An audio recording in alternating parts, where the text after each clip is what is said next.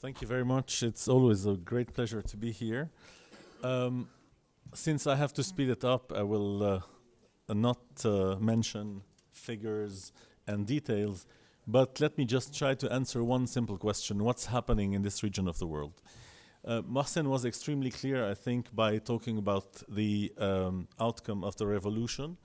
What we basically have is two countries with unfinished revolutions, like Tunisia and Egypt.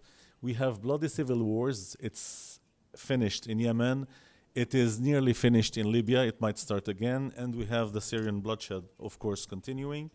We have rising fundamentalism all over the place, fundamentalism, Muslim Brotherhood, and so on. Al-Qaeda is in Syria, Libya, Yemen, Iraq. Still, we have the Palestinian-Israeli conflict. Still, we have Israeli strikes here and there. Last one was in Syria. Iran's sanctioned nuclear program, Turkey with rising Islamism, and so on.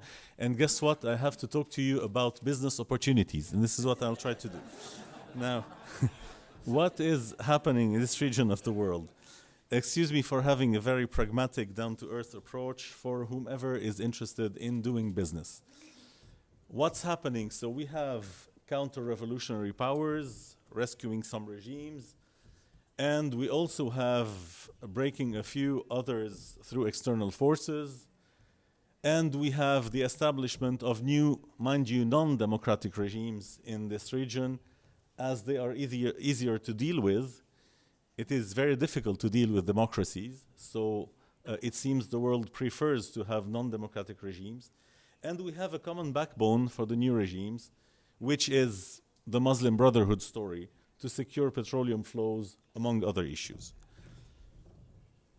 It's difficult to see, but this map is trying to show the wealth that is expected to be found in the Mediterranean, in the eastern part of the Mediterranean, where in Israel people have started already to pump out gas from the offshore. Lebanon is supposed to be in the same situation. Same goes for Cyprus.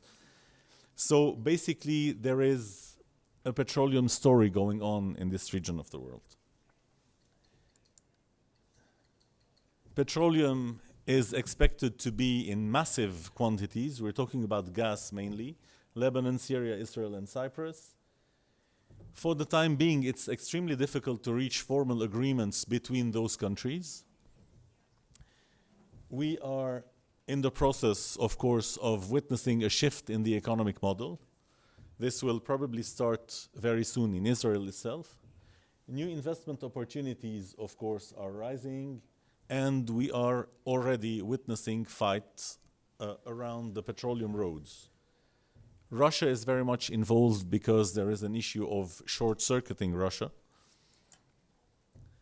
Those who are directly involved are, of course, Europe, because it needs closer and more affordable gas. It needs to diversify the supply. Russia is competing with the new coming Mediterraneans. And the Qatari gas to Europe is expected to go through Syria once the Syrian war finishes. Of course, for the USA, it's the permanent story of the strategic control over Middle Eastern resources. Not to mention Gulf countries, Iran, Iraq, Turkey, and so on. Why is all of this happening in Syria? If we look at the map, it is extremely clear. The pipelines have to go through the region of Hims in Syria to reach the Mediterranean. Those who will be in control of this region will be controlling the flows of gas from the Gulf toward Europe. This is basically the main competitors to Russian gas. So no wonder why most of the fighting is taking place in this precise area in Syria. And this has absolutely nothing to do with sectarianism the way it is usually talked about. In this region of the world, stability for the time being matters, not fairness, obviously. What is going on is not chaos at all. What is going on is the organization of the future.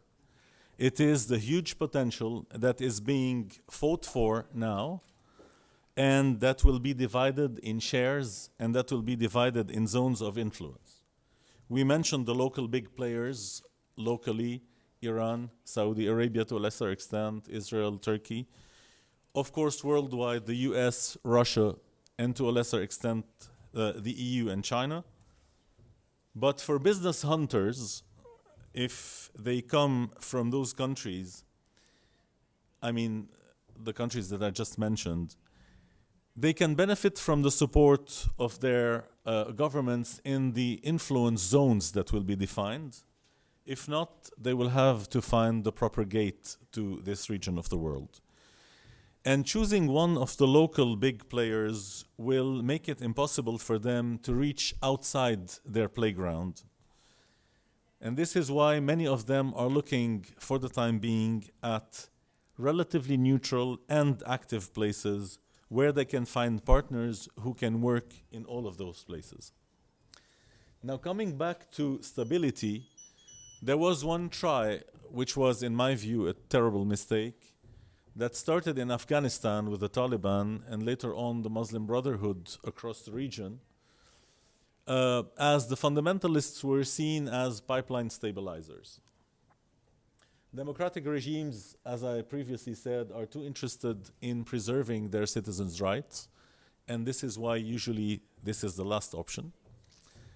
And the world stands ready, as usual, to accept the kind of rulers who guarantee the maximum take, even if this is potentially extremely dangerous for the peace in the world. Now, towards serious business, for the time being, each country, each player is trying to improve its shares and conditions. And exploitation is on its way. It is starting soon. All countries have launched exploration and or exploitation bids. In Lebanon, a couple of weeks ago, 46 major oil companies in the world have expressed interests, and we're talking about tiny Lebanon. But it is not only about petroleum in this region. If I take only Lebanon, it's the oldest democracy in the Middle East. It is a country that enjoys freedom of expression, so it's easy for businesses to be established there. Everybody can live according to his or her beliefs, and freedom of exchange, of capital flow, and so on has always been maintained. And we are witnessing new established companies with not much business for the time being, but in preparation for the coming period. And it is everyone's guess that when security and stability will be secured, it will naturally become a strong business place for the small region around. In terms of capital investments in this region of the world, Lebanon, for instance, has started a long-awaited investment plan, despite a lot of fiscal difficulties in energy, ports, telecom, roads, etc., of several $billion over the next few years. No doubt that Syria will need more than $10 billion if the situation stabilizes very soon. Despite its wealth, Iraq will definitely need much more than this, with major projects to be launched. For the time being, doing business in Egypt and Jordan is not extremely easy, but the potential remains big, especially in Egypt.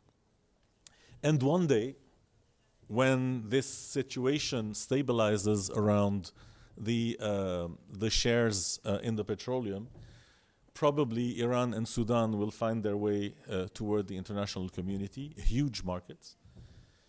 And being able to establish business with all of these countries is important, and it is important to find the right spot that can deal with each and every country. The nice spot of the Middle East, I'm trying to promote my own country.